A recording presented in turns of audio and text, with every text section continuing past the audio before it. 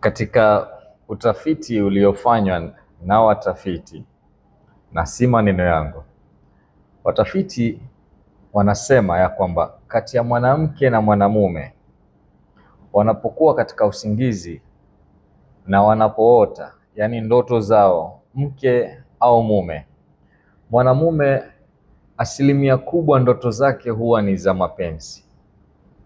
Mwanamume ndoto zake asilimia kubwa huwa ni za mapenzi au za kufanya mapenzi.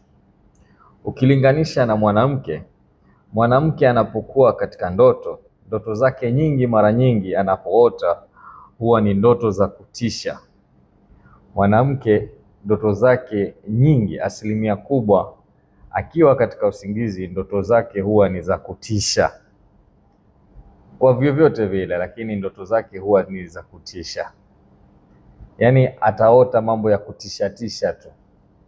Lakini mwanamume ataota mambo ya mapenzi tu.